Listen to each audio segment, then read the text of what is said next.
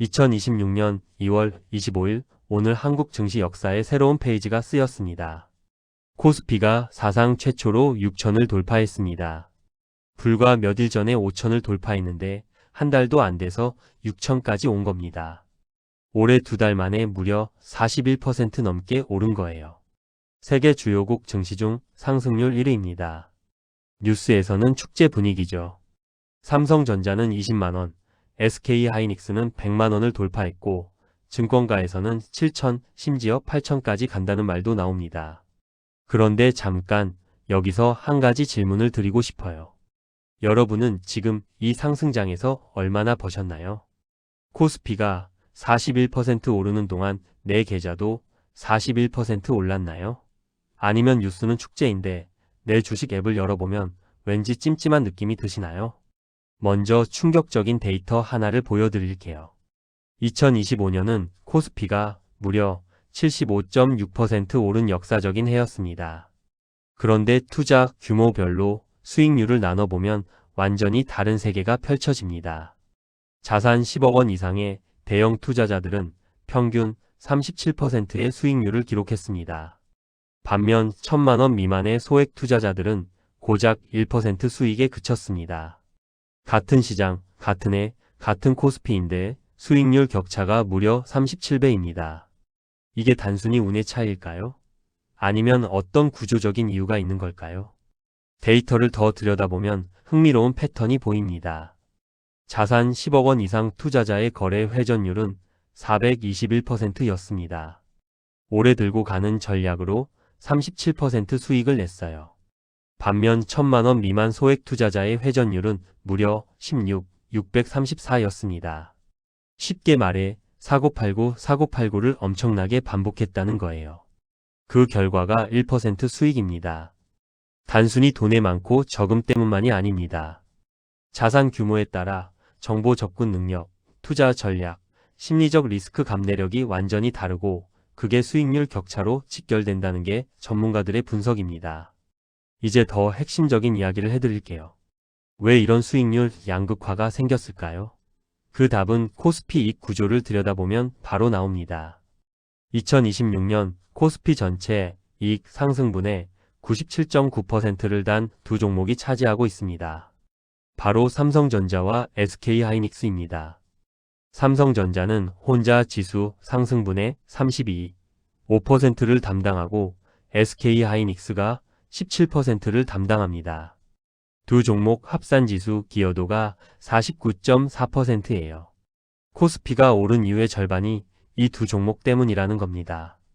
더 나아가서 2025년 1월 이후 삼성전자보다 높은 수익률을 기록한 코스피 종목은 단 34개, SK하이닉스를 뛰어넘은 종목은 고작 8개 뿐이었습니다. 수백 개 종목 중에서 8개입니다. 실제로 삼성전자와 SK하이닉스의 시가총액 합계는 코스피 전체의 약 37%를 차지하고 있어요.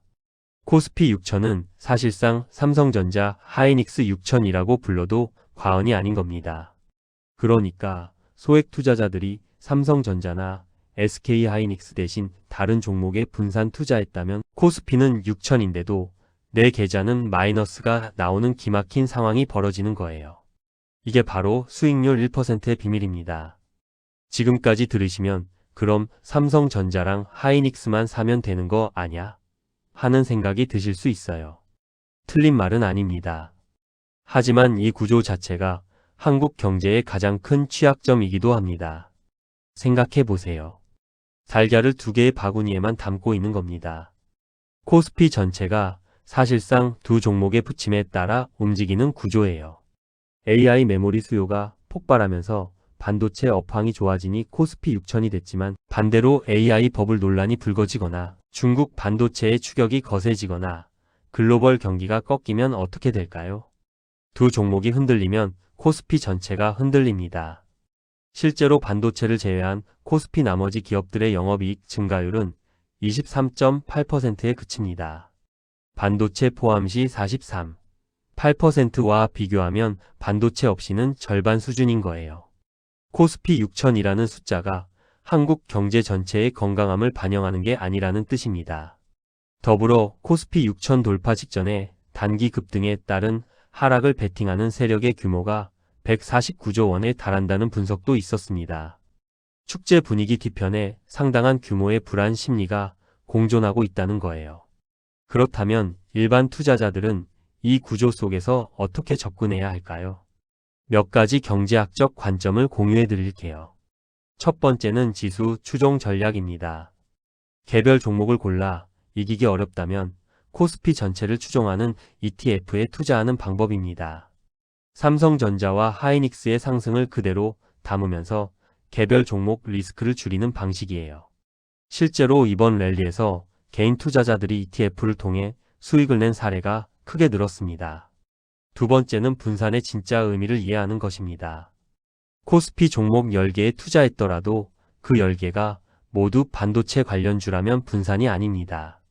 업종, 시장, 자산 유형을 진정으로 분산하는 게 핵심입니다. 세 번째는 단기 매매 횟수를 줄이는 것입니다. 데이터가 말해줬죠. 회전율 16,634%의 소액 투자자, 결과는 1% 수익이었고, 회전율 421%의 대형 투자자, 결과는 37% 수익이었습니다. 잦은 매매가 수익의 적이라는 걸 숫자가 직접 보여주고 있어요. 오늘 이야기 세 가지로 정리해 볼게요. 첫 번째, 코스피 6천은 모든 투자자의 승리가 아닙니다. 자산가 37% vs 개미 1%라는 수익률 양극화가 같은 시장 안에서 벌어지고 있습니다. 두 번째, 그 이유는 코스피 이익 상승분의 9%를 삼성전자와 SK하이닉스 두 종목이 차지하는 극단적인 쏠림 구조 때문입니다. 이 두 종목에 올라타지 못했다면 코스피 6천의 수혜를 받기 어려운 구조예요. 세 번째, 이 쏠림 구조는 동시에 한국 증시 최대의 취약점이기도 합니다.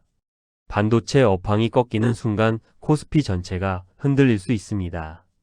코스피 6천이라는 숫자가 우리 경제의 진짜 체력인지 아니면 두 종목이 만들어낸 숫자의 착시인지 이제 조금 더 냉정하게 볼 수 있게 되셨으면 좋겠습니다. 여러분은 이번 코스피 상승장에서 어떠셨나요? 수익을 내셨나요? 아니면 지수만 보고 답답하셨나요? 댓글로 솔직하게 이야기 나눠주세요. 여러분의 경험이 이 채널을 더 풍성하게 만들어줍니다. 구독과 좋아요도 꼭 부탁드립니다. 감사합니다.